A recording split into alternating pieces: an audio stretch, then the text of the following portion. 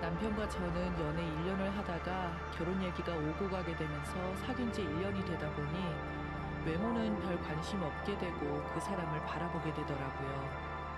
결혼을 결심하고 나서는 그 사람의 제일 큰 장점을 찾아보게 되었는데 그 사람의 성실하고 생활력이 강한 부분들이 결혼을 결정하는 데 계기가 되었어요. 그래서 제 나이 27살, 남편 나이 30에 결혼을 했습니다. 신혼여행도 여느 신혼부부처럼 잘 다녀오고 같이 사는데 별 문제가 없었습니다. 그런데 시간이 갈수록 남편이 돈 쓰는 것에 유난히 예민하더라고요. 그러다 보니 저도 어느 순간 돈 쓸 때마다 자꾸 남편 눈치를 보게 되었어요. 저는 결혼하고 직장 생활을 했었는데 아이가 생기면서 일을 쉬고 육아에만 전념을 했습니다. 그런데 저에게 소소하게 들어가는 것들은 일을 쉬고 하니까 남편한테 생활비를 받아서 생활을 했어요. 한동안은 결혼 전에 가지고 있던 비상금과 퇴직금, 나머지 적금, 조금 해놓은 것과 따로 조금 모아둔 돈으로 쓰고 살았어요. 아이가 생기니까 돈이 순식간에 사라지더군요. 어쨌든 그렇게 생활을 해오고 있었는데 그걸 알면서도 남편 놈은 자기 돈이 허투루 쓰일까봐 가정에 들어가는 모든 것을 참견하고 육아에 돈 들어가는 것에도 짜증을 내면서 애 하나만 키울 건데 자꾸 사지 말라고 하면서 돈이 들어가는 것이면 아예 관심을 가지려고도 안 하고 그 외의 곳에 관심을 전혀 가지려 하지 않았습니다. 하여튼 돈 얘기만 나오면 벌벌 떨었어요. 어쩔 수 없이 돈 쓰게 될 때 아까워하더라고요. 남들은 이 사람에 대한 이런 사실도 전혀 모르고 이런 또라이 남편을 어디 가면 만날 수 있냐는 부러워하면서 전혀 모르는 소리를 하더군요. 저는 혼자서만 속을 끓이는 게 너무 힘들어서 병원 치료도 열심히 다녀보고 했는데 호전되는 모습을 보이지 않자 병원에서는 남편과 함께 병원을 방문하기를 권하더라고요. 문제를 해결하기 위해서는 남편의 도움이 전적으로 필요하다고 말씀을 하셔서 저는 병원 선생님이 말하는 대로 남편한테 말을 전해주면 이 사람은 한다는 소리가 쓸데없는 것에 돈을 쓰고 다닌다면서 저를 되려 뭐라고 하더군요. 할 일 없이 집에만 있으니까 정신이 해이해져서 그러는 거라고 하면서 오히려 저를 두고 게으르라고 하면서 인신공격을 하는 겁니다. 그날은 저도 너무 속상해서 같이 싸우다 보니까 너무 심한 다툼을 하게 되었어요. 국내에서 저희를 모를 정도로 심하게 싸웠는데 그 이후로 아이가 충격을 받았는지 이상해서 병원을 갔거든요. 병원에서는 아이가 정서적으로 매우 불안하다고 하더군요. 아무래도 저희가 잦은 싸움을 많이 하다 보니까 아이는 그동안 불안함을 느꼈었던 모양이더라고요. 그때 정말 심하게 싸웠는데 싸움은 강도가 심해져서 아이가 더 이상 버틸 수 없는 한계를 느꼈던 것 같아요. 아이 있을 때는 안 싸우려고도 해도 이 사람이 하는 행동을 보면 참을 수가 없었어요. 저도 더 이상 버틸 수가 없는 한계가 왔던 거죠. 그러다 보니 말만 하다가도 자꾸 싸움으로 가다가 결국 큰 싸움을 하게 된 것이죠. 저희가 싸우면서도 같이 살았던 것은 오로지 가족을 위한 것들이었는데 안타깝게도 더 큰 것을 놓치고 살고 있었더라고요. 이대로는 안 되겠다 싶어서 아이와 함께 저는 병원을 다니면서 치료를 다녔는데 남편이라는 사람은 오히려 아이를 이상한 사람으로 만든다고 하면서 저를 병원 좋아하는 사람으로 만들더군요. 무슨 말을 하면 뭐든지 자기 말이 맞다고 하는 사람이었어요. 이 사람은 본인이 아프면 자가 진단을 하는 그런 사람입니다. 한 번은 제가 심하게 복통이 있어서 끙끙 앓고 있다가 안 되겠기에 응급실에 가려고 하니까 기가 막힌 게 화장실 가라고 하면서 너무 많이 먹어서 그런 거 아니냐고 하면서 쓸데없는 돈을 쓴다고 하더군요. 그날도 정말 싸우지 않으려고 버티고 버텼는데 그날 또 싸움이 터지고 말았습니다. 아이가 자고 있다가 놀래서 나와 우는 모습을 보니까 더는 이렇게 살면 안 되겠다는 생각이 들더라고요. 시댁에는 이런 일로 말하면 시어머니 한다는 소리가 배가 불러서 그런다는 겁니다. 그 외에도 남편 놈이 집안일에 전혀 신경을 써주지 않아서 시어머니랑 얘기도 종종 해보면 너는 집에서 놀면서 뭐가 그렇게 불만이 많니? 애비가 놀면서 집안일 하는 것 안 도와주는 것도 아니고 네 편하게 먹고 놀라고 혼자서 아둥바둥 돈 벌고 있지 않냐? 시어머니와는 아예 말이 통하지 않는 사람입니다. 어머니한테 당신의 아들이 집에 아예 신경도 쓰지 않고 있다고 얘기하면 되려 저를 잡아먹을 기세를 하고 덤벼들어서 얘기한 것보다 몇 배로 잔소리를 들어야 하기 때문에 나중에 혈압이 올라서 뒤집어지거든요. 다 아니까 말하지 말아야지 하다가 순간 실수로 저도 힘들어요. 하루 종일 아이 놀아주는 거 쉬운 거 아니에요. 차라리 저도 예전처럼 일을 하고 싶을 때가 한두 번이 아니라고요. 네가 집에서 애를 봐야지 애비가 맘 놓고 일할 거 아니냐. 그리고 집에 와서는 쉬어야 하는데 둘이 일하면 우리 아들 힘들어서 안 된다. 그럼 일한다고 도와주는 것도 안 되고 같이 일한다고 육아 도와달라고 할까봐 그것도 안 된다고 하면 도대체 저는 집에서 못 살겠네요. 남자가 큰일을 하면 그래야지. 여자들이나 하는 것들을 내 아들에게 시키려고 하냐? 난 절대로 그런 거 시키지 않았다. 누가 보면 저희 남편이 대단한 일을 하는 사람으로 알겠더라고요. 그냥 굶어 죽지 않을 만큼의 월급 주는 작은 회사에 다니고 있는데 시어머니는 당신 아들 얘기만 나오면 아주 대단한 사람인 것처럼 아들을 지켜 세우세요. 저는 남편이 작은 회사에 다니고 열심히 일 다니는 것에 불만 없고 감사하면서 살고 있었죠. 그런데 자꾸 돈 쓰는 거에 너무 목숨 걸고 하니까 숨 막히고 무엇보다 어찌됐든 가정을 이루었으면 가정에도 신경을 쓰고 충실해야 하는 거 아니냐고요.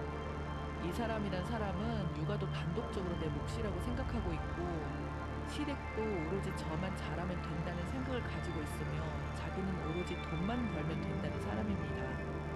그러면서 제가 힘들다고 하면 늘 제가 부럽다고 하는 거예요. 자기도 저처럼 집에서 놀고 있으면서 애만 키우고 싶다나 뭐라나. 그래서 한 번은 이런 말 자꾸 듣는 것도 싫고 제가 꼭 이놈한테 빌부터 사는 것 같은 더러운 기분이 자꾸 들기도 하고 해서 한 번 정도는 코를 납작하게 만들어주고 싶어서 큰맘 먹고 남편을 진짜 쉬게 하고 제가 다시 일을 시작한 적이 있었는데 세상에 이놈이 아이가 아프면 병원도 저보고 가달라고 회사에서 하는 것도 다 접어두고 챙겨달라고 하는 겁니다. 저는 오히려 일을 몇 배로 더 하게 되어서 제가 심하게 아픈 적이 있었어요. 그래도 오기로 끝까지 아픈 몸을 이끌고 일을 다녔습니다. 그런데 이런 노력에도 불구하고 사정이 생겨서 일을 그만두게 되었어요. 다른 것도 아닌 아이가 심하게 아프면서 아이가 저를 찾아서 어쩔 수 없이 저는 다니던 회사를 그만두고 다시 육아와 살림을 하게 되었습니다. 살림을 시작하면서 남편은 제가 일할 때 저한테 다 말하고 했던 행동을 생각하니 지금도 화가 나네요. 이놈은 아이를 유치원에 보내놓고 하루 종일 게임만 하면서 집안일은 손을 대지 않고 잠만 자고 있다가 아이가 하원에서 오면 폰을 아이에게 쥐어주고 TV만 보고 놀고 있다가 제가 퇴근하고 나면 아이까지 봐달라고 했던 사람이어서 거기에다가 아이를 씻기지도 않고 집안만 난장판이 되어 있었거든요.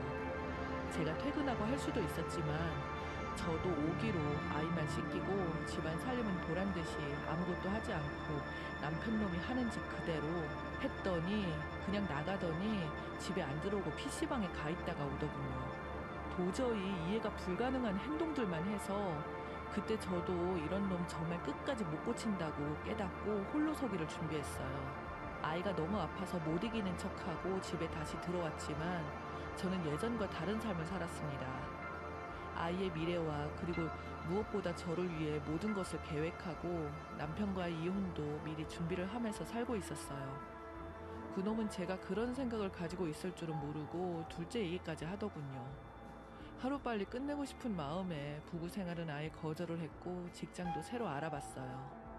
제가 일할 때 돈 번다고 유세 떤다는 말까지 들어서 그동안 삶에서 정이 뚝뚝 떨어질 대로 떨어져서 그런지 꼴도 보기 싫었어요. 시어머니도 시도 때도 없이 전화해서는 제가 일한다고 핑계를 대고 자기 아들하고 아기를 못 챙길까봐 전화해서 확인까지 하더군요. 나중에는 사건이 터졌는데 그때 일을 생각하면 정말 잘한 것 같아요. 아이 건강이 괜찮아져서 저는 새로운 일자리를 다시 알아보고 즐거운 생활을 했습니다. 그랬더니 시어머니 집으로까지 찾아와서 잔소리를 늘어놓더군요. 저는 그날 옆집에 아이를 맡겨두고 시어머니랑 한판 했습니다. 시어머니라는 인간이 저한테 돈 번다는 유세 그만두리고 여자가 살림을 해야 하는 거 다 하고 일을 다니라고 하더군요. 저는 그럴 수 없다고 하니까 저한테 욕을 하시더군요. 순간 저도 배는 게 없어서 저도 나름 계획한 게 있어서 거친 욕을 날렸죠. 시어머니가 저의 몸을 먼저 치더군요. 그야 이에 맞춰 저도 있는 힘을 다해서 바닥에 밀쳤더니 쇼를 하더군요. 가슴을 쥐어잡고 숨이 안 쉬어진다고 울고불고 하더군요. 때마침 남편 놈이 들어왔고 그놈이 대충 상황을 파악하고 갑자기 한 대 쳤어요. 물론 저도 참지 않고 이놈이 먼저 선방을 날렸기 때문에 제 손도 남편으로 향했죠. 순식간에 당한 남편 놈은 저를 한 대 더 쳤지만 제가 피해서 제대로 맞지는 않았어요. 그런데 제가 한 대 먹인 것이 엄청 아팠는지 눈가가 터졌더군요. 시어머니는 기겁을 하면서 저에게 달려들기에 저도 그동안 참았던 화가 커지면서 제가 살려고 시어머니의 머리채를 잡고 흔들었습니다. 시어머니는 제대로 일어나지 못하더군요. 저는 그것들을 보면서 말을 했어요. 잘 들어. 니들이 힘들면 나도 힘들어. 내가 무슨 이 집의 종이야? 왜 뭐든지 힘든 건 다 내 몫이고 즐기는 건 당신들인 건데 내가 당신들한테 무슨 빚이라도 졌어? 내가 아이 때문에 이혼도 안 하고 사는지 알아? 난 적어도 살아보려고 노력했어. 그런데 인간들이 받아주면 어느 정도 생각을 해야 할 거 아니야. 똥인지 된장인지 찍어보고 하냐고. 나도 할 만큼 했다고 생각하는데 당신들이 그걸 당연하듯이 받아들이고 있어서 이제 그만하려고. 내가 그동안 참고 살았던 게 아니야. 말해도 못 알아듣는 인간들은 이렇게 행동으로 보여줘야만 알아듣는 것 같아서 한 거니까 깨달음이 있었으면 하네요. 당신들도 잘 들어. 그 더러운 돈 평생 너만 위해 쓰다가 죽어. 그리고 다신 우리들 앞에 얼씬도 하지 마. 시어머니는 저를 제대로 알고서는 그 자리에서 저보고 웃기다고 되려 아들한테 이혼을 재촉하셨고 저를 콩밥을 먹이겠다고 하는데 그러거나 말거나 저는 그렇게 그들에게 말하고 나오면서 옆집에 맡겨둔 아이와 함께 친정으로 왔어요. 친정에서는 모든 사실을 알고 이혼이 답이라고 하시면서 그놈 가만 안 두겠다고 하셨는데 더 이상 그들과 엮여봤자 좋지 않을 것 같다고 아버지를 말리고 그냥 법적으로 도움을 받을 수 있는 것을 알았어요. 시어머니와 남편을 다시 만났을 때 시어머니는 위자료 한 푼도 주지 말고 내쫓아 버리라고 하셨는데 다행스럽게 위자료와 양육권도 가질 수 있었어요. 그렇게 지긋지긋한 인간들의 잔소리와 이기적인 사람들과의 인연이 끝났습니다. 이혼하고 혼자서 아이 키우면서 살려고 했는데 친정 부모님이 그렇게 살다 보면 아이 때문에 나중에 흐지부지 하면서 다시 살게 된다면서 혼자 사는 것을 끝까지 반대하셔서 죄송하게도 함께 사는 것을 선택해서 살고 있어요. 아이도 싸움 같은 것을 안 봐서 그런지 아이가 안정을 찾아가면서 차분해졌고 저도 부모님이 곁에 있어서 그런지 우울증 증세가 많이 좋아졌어요. 부모님이 예전에 맞벌이를 하면서 저한테 많이 신경을 못 써줘서 그렇다고 하셨는데 그 사랑을 저희 아이가 부모님한테 받고 있습니다. 지금은 제가 가장이 되어서 다 같이 육아도 하고 부모님한테 많은 도움을 받으면서 살고 있어요. 아이를 혼자 키우고 있지만 저는 절대로 후회하지 않고 속은 편안합니다. 나중에 혹시라도 아이가 아빠를 찾는다면 만남을 갖게 해둘 생각은 있는데 여러분의 의견은 어떠한지